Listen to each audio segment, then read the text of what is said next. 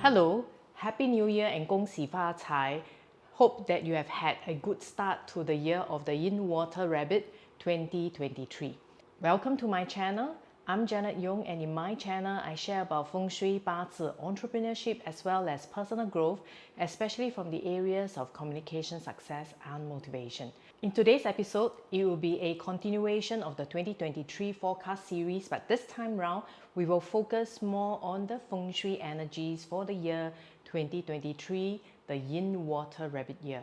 For today's episode, I'll be touching on the auspicious sectors of where you should be spending your time in order to have success, wealth, harmony and good health in this new year. And in the next episode, I'll be talking about the 2023 inauspicious sectors that you need to watch out for. Now, in the meantime, if you are already quite familiar with Feng Shui and would like to just understand and go straight to a link, you can click on this link here and go straight to the 8 Treasures website, where I actually have got information on the 2023 energies itself in terms of the auspicious and inauspicious sectors. Now, without further ado, let's move on to the next segment where I'll share more. Hi, welcome to this segment where I'll share more about 2023 Feng Shui energies itself. Now, if we were to look at Feng Shui, what does it really mean? And how does it come into play with the 2023 animal horoscope forecast? So when we're looking at Chinese metaphysics, generally speaking, we can look at it from 3 kinds of luck perspective. First is actually from the perspective of the date, the month, the time, and the year that you're born in, which is Bazi, which I actually talked about in the 2023 Animal Horoscope Forecast series. It is really about understanding yourself, what are the influences that are coming into the year 2023 that can influence you, and therefore what skill sets you should pick up and how you should manage your character as well. Now, if we were to look at Feng Shui is really more about the earth energy, which is really about the living environment, our home and office environment that we work in. It is controllable mainly because we can choose where to spend our time in. And the third and the most important from my perspective is actually what we call the mankind luck. This really governs your education, your attitude, your background, and also what actions you will take, because you can have the best Feng Shui and Bazi, but if you do not want to take any kind of action to either protect yourself or to be in the good location or to work hard, to work smart, how will you enjoy auspicious good luck in the year 2023? So let's take a look then at how do we determine apartment sectors. Now, apartment sectors is really talking about a location within your home or within your office. It is very different from the facing. So when I say do not face east this year, it doesn't mean that you cannot be in the east sector this year. That's what it means by a home location or a sector within your home. Now, how do you determine that? There are 2 ways of doing it. One, if you are really new to Feng Shui, then the easiest way is actually to stand in the middle of your home after you have marked the 9 grids. As I've shown here, you take a floor plan of your home, you take the maximum width, maximum length, and you mark into 9 equal rectangles or square. And when you stand in the middle, notice where the north sector is. Once you plonk in the north sector, you should be able to plonk in the rest of the other sectors itself. If we were to look at the facing, like I mentioned earlier on, the facing position is actually when you sit facing your computer or when working. That's your facing direction, not the sector of your home or your office. Now, there's another way of determining the sectors and facing, which we utilize a lot more in the facing direction of an apartment when we are looking at flying stars. And this is usually taken by standing at the window of your apartment or house and looking at where the most amount of energy or yang energy that is coming from. And usually for an apartment, condominium, it could be the bedroom windows, and in this case you'll be standing where I'm showing in the slide, where the red arrows are, standing at the windows, facing the windows and taking the direction from there. And once you determine that, for instance, this is a southeast facing direction apartment, you will plonk in the southeast right in the middle sector, and then the rest of the other sectors. Now, why do I not use the main door? Now, for a lot of the houses, the main door is facing your neighbor's home or a wall, so usually then that's really not where the energy is coming from.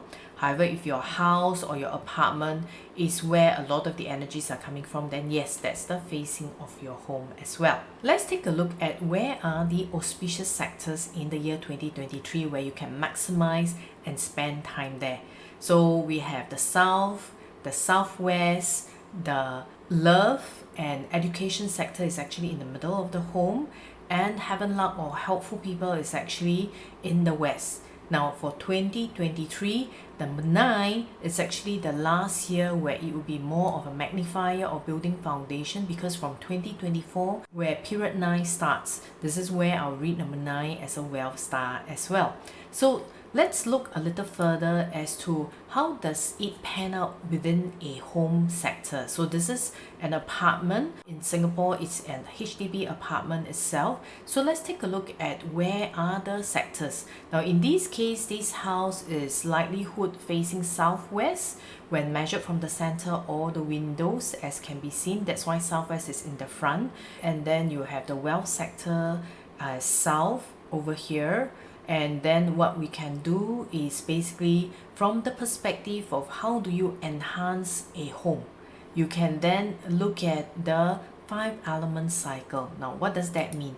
Now in the 5-element cycle, we have the productive cycle that is shown with the red arrow. For instance, fire producing earth, earth producing metal, metal producing water, water producing wood, wood producing fire.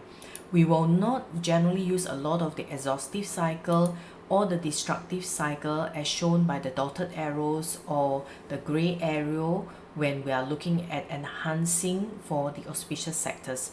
These two cycles I will cover a little bit more in the next video, where I share more about how do you protect and control the afflicted energies for the year.